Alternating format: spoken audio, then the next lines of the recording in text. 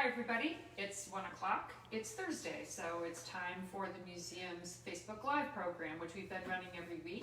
Thanks to those of you who've been checking in with us either during the program or afterward, because they always are posted afterward. And honestly, even afterward, we get some great comments and some fun photos that we can put up too. So check us out one way or the other. And today we are going to be talking about an institution in Birmingham, and I mean that in the best sense of the word, the Village Players. The Village Players have a very interesting history, and we're going to get into that in a moment. But first and foremost, Caitlin Donnelly, Museum Assistant Extraordinaire, wants to talk about an important controversy related to the Village Players. Caitlin. So about a year ago on Twitter, I was going through some of our stuff about the Village Players. Show our followers there. Follow us on Twitter. We're at @BHAM_museum. And I found these pictures of goats. There is no context related to who these goats are and why they were there. And of course, I mean, as a classicist, my first thought was, well, I mean, in classical Athens, they would always, at the start of their theatrical festival, sacrifice a goat to Dionysus, because who else is going to be the patron deity of the theater? And also, like, what else are you going to do to appease Dionysus? He's a pretty weird dude. Probably into goats. Who knows? So I'm like, is this what the Village Players were doing in the 1970s in my good Birmingham? Seems a little weird. So this mystery has been on my mind for like a year, and we finally found pictures from the 2010 exhibit that the museum did for on the Village Players. And it turns out these two goats were kind of auditioning for a role in a play called Mr. Robert. And not to be confused with Mr. Rogers' Neighborhood. I like to think that it was a knockoff of Mr. Rogers' Neighborhood, both goats. Probably not. So again, we still don't know their names or who got the role.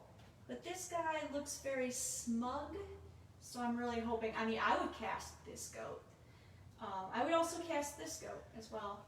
They're both just really good goats. So yeah, so that was kind of what got me thinking about the Village Players and a mystery that has existed for at least a year in our collection.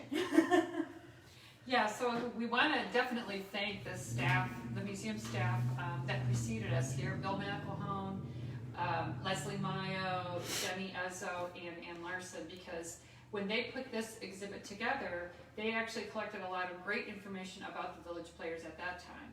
And so what we're going to do today is talk a little bit about them, because they have an important anniversary coming up, which we'll get to in a minute. But also because we have some updated information we want to include in our discussion about them. And we never get tired of talking about actors and performances and great Birmingham history and culture. So here we go again. Yeah. So let's give you a little background about the Village Players and their origin.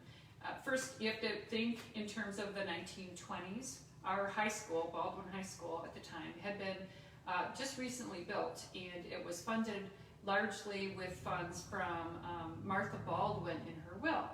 And one of the things that Martha was very much in favor of was the educational excellence of Birmingham's young people. So the Baldwin High School was actually very well known for its academic program, including the performing arts and so forth. One of the seniors in the class of 1922, whose name was Jack Gaffel, wanted to gather together some like-minded people and start a private theater club that they would call the Village Players. And from the kernel of his idea, as an 18-year-old young man just graduating with all kinds of great ideas, became this really interesting long-term institution, which is one of the oldest community theater groups in the nation. So fast forward just a couple years, the group has formed, it's private, they're offering performances just for their own benefit. And they do all of the work themselves, all the stage acting, all the directing and stage production and everything. And they need a place to go, and I think Caitlin might be touching a little bit about some of the first places, but in essence, within 3 years, they had grown, they had a membership, so you contributed a small amount with your membership dues, which helped them put on their productions. And they were able to gather together enough resources to borrow money from one of the local banks to build their own theater building. An important member of the Village Players in 1926 was Wallace Frost. If you think you've heard his name before, you have. He was a local architect of quite a bit of influence and fame. And here is a photo of the original building built by him, or designed by him for the Village Players at their current location, which is at the corner of Chestnut and Woodward in Birmingham. So you can see, I have slightly better picture, ooh, that slid out, sorry. Slightly better picture. One of the features that was very important, because this was classically, classical theater was important also, are the Greek urns and the tragedy and comedy masks that are embedded right into the building. And that important portal, which was symbolically how you would enter a world of a completely other sort once you went through the doors. That doorway has actually been preserved inside the newer building. So I wanted to show you a few changes that happened over time. This structure is a kind of English style with the slate roof, and in the next phase of building, because they grew and became even more, I guess I will show it like this. You can see the rooftop of the original building is still there, and they built a new facade here. So they preserved the doorway on the inside. And there's something else that they preserved too, which I'm going to get to in a second. But before, I just wanted, for reference, this is how the building looks right now, for those of you who are not familiar.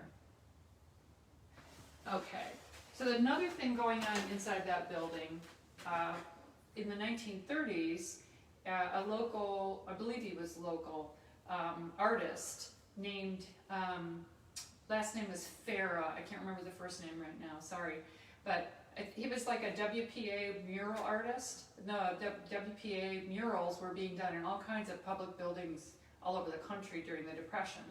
And he used some of those similar techniques to create murals on the walls inside the Village Players building that would demonstrate all the different phases of getting ready for a production. So there's a mural that depicts the original script committee working. There's one that shows the makeup on the actors. There's one that shows the audition period, and there are eight of them. When some of the improvements were done to the building, the murals were in danger, and they knew they had to do something about that. They couldn't preserve them as they were, so they brought in an artist in 1997 whose name was Ron Brown, I believe, and he actually copied what was on the walls onto canvas and did renderings that were faithful to the original murals. So now they were on canvas, they could be moved around, and in fact, they still hang in the Village Players lobby. And I have just one photo to show you of the classic sort of an Art Deco theme. This is the reading. So you see the actor sitting on the floor, flipping through the script, and looking very concerned and studying her parts. All right, so Caitlin is going to pick it up from here. She's got more to say about the Village Players. So during the 19-teens, 1920s, there was a theater movement going on in the country called the Little Theater Movement. And really, more and more the public was really embracing the performing arts.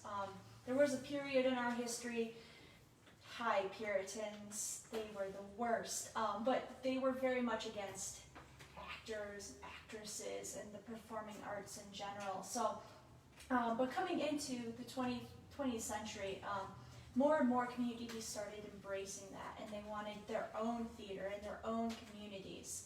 And so the Village Players kind of grew out of that, and they were a small group at first. The first play that they put on was called The Maker of Dreams. It was written by a person named Oliphant Downs, which is the greatest name. I think my name's pretty great, but I'm thinking about going out and changing my name to Oliphant Downs because I love it. But it was a one-act play, and it only needed 3 actors. You have the Maker of Dreams, who helps these 2 characters in the play hook up because they are a singer and a dancer who are kind of performing together, Pierrot and Pierrette. And I think we should all go out and find romantic partners with our same names, because that seems to be a recipe for success here. And Pierrette is in love with Pierrot, and Pierrot is very, he's not very insightful, and he can't see this, so he's going out trying to find all these other women that he sees while he's singing, and finally they get together through this Maker of Dreams. And it was performed in front of an audience of 70 at the community house at that time, and later some of their plays were also staged in the Baldwin Auditorium of the Baldwin High School too, because Martha Baldwin deemed that it needed to have a very large auditorium, and it was perfect for bringing a bunch of people from the community, probably more people than you could fit into the community house, into a space to enjoy theater together. And in our collection too, we don't just have photos. We also have this little booklet here, and this is the bylaws of the Village Players in 1944.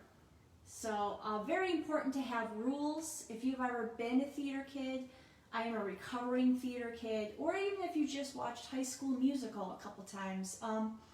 The theater kids, we're a pretty dramatic bunch, and sometimes you just really need rules to keep everyone in check.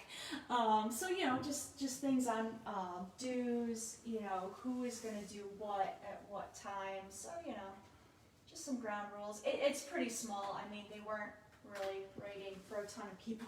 You can see how thin it was. They didn't need a ton of rules, but they needed some guidelines. And I think that's really fascinating. Just kind of look through that and think about the people who were in the Village Players at that time, and kind of what their concerns would have been, or what they really wanted to do. I think it's fascinating. And I think, that the productions that were chosen and why, how they raised money, those are all a variety of stories that we can't get into all of them, but we will be able to give you a few examples. But before we start talking about the productions that they've done through the years, or some of them, I think we need to also shout out to the woman who sort of filled the void when Martha Baldwin died, and that woman, in my mind anyway, is Ruth Shane. Ruth Shane, who was the director and co-founder of the community house. Also, she and Charles were big supporters of the Village Players all along, and so you have these people who really believe in the cultural preparation and education of young people of Birmingham. You have the young people themselves who want to start this private group, and you have people in the community, including Wallace Frost and others, who all supported this effort. And although that we're talking about a sort of a special moment in the 1920s, their ability to get things going carried forward to what we have today. So, a couple of words about the productions. The range of productions, of course, changed as different plays were popular, and we have a couple of great photos from different plays that were available and common, and that people really wanted to see. And so they would, the Village Players would take on these productions, and a lot of them were very complicated productions, very well-known pieces by very well-known playwrights, and they began to attract a lot of serious even though they're a community theater and they have been always, they actually have a reach that's a little bit outside even our area, and really have brought in the finest in the actors and directors and all of the stage work that goes on. So here's a photo from our collection. It's a still shot from a 1956 production called The Steadfast Tin. No, I'm sorry. Is this Tea House of the August one? No, this is from The Steadfast Tin Soldier. So you can see the backdrop here. You see the actors, and you can get a sense of.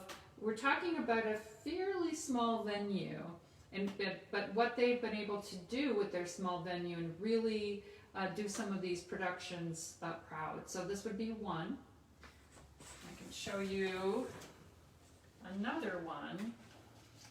Again, and grabbing items from our collection.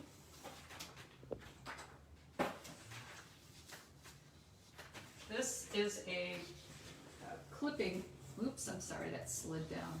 This is a clipping from the Eccentric. This was in the 1960s, and the Village Players were putting on a play called the... I just drew a blank. Oh, no. The Gentleman Friend, I think.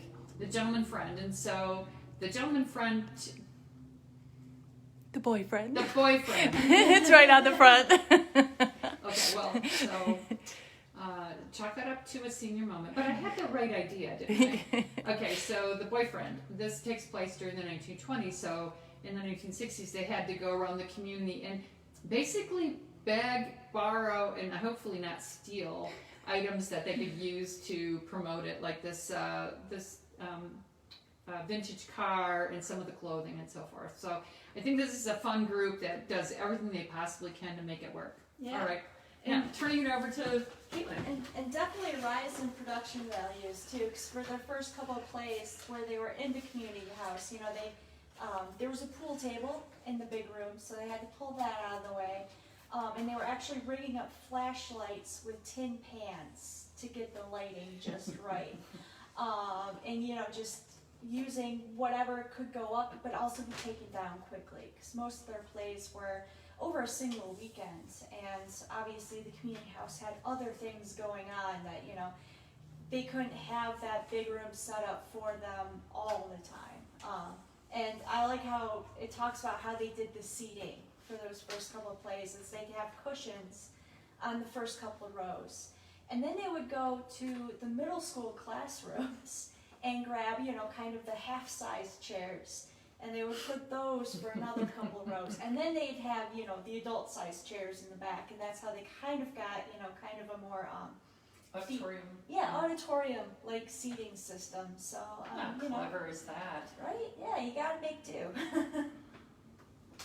Another production, and we had a copy of this in our files, was Barefoot in the Park, which was a Neil Simon very popular play, 3-act play as it says here, and this was produced by Village Players in 1970.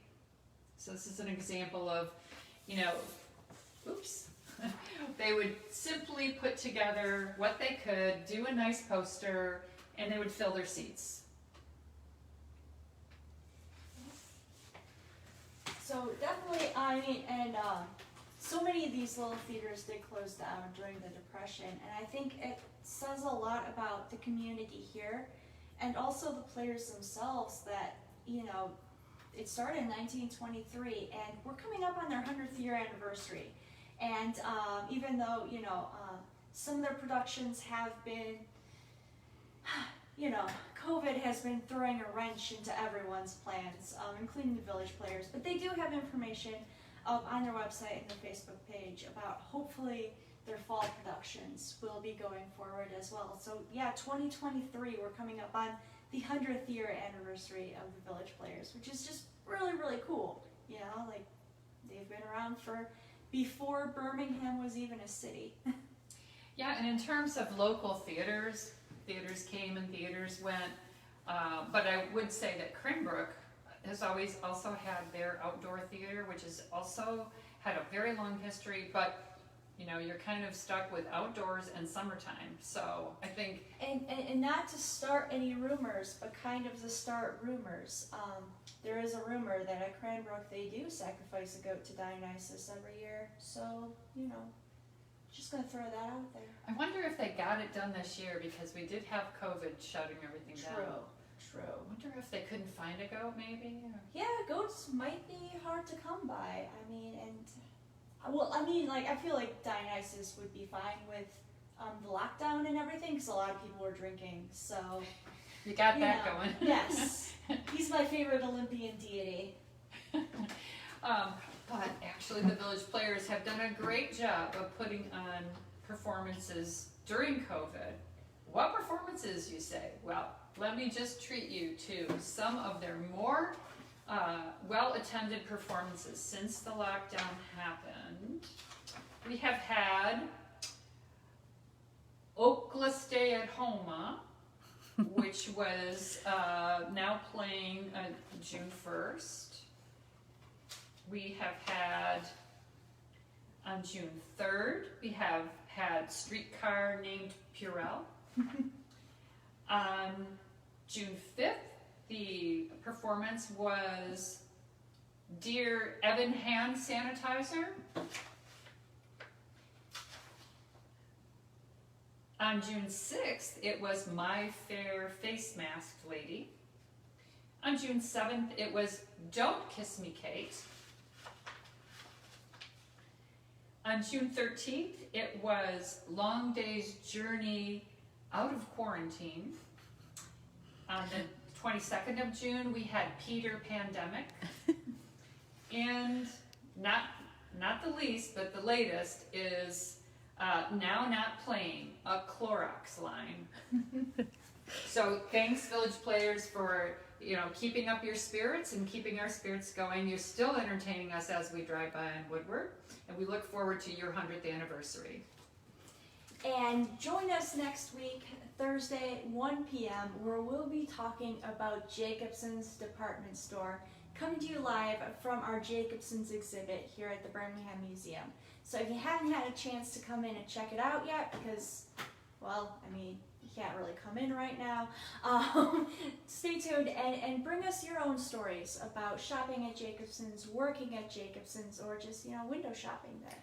And we should actually put a plug in here for the former Day in the Town, which this year is actually 6 days, beginning next Wednesday and running through, and it kind of coordinates a little bit with our Jacobson's exhibit. I'm not sure if they did that purposely or not, but there is now a 7-day program called Back to Birmingham, which kind of is the COVID version of coming back to Birmingham and getting sidewalk sales and great deals, only having 7 days to do it. So to find out more about that, you can check the Birmingham Shopping District website, and they'll tell you more about how that all works.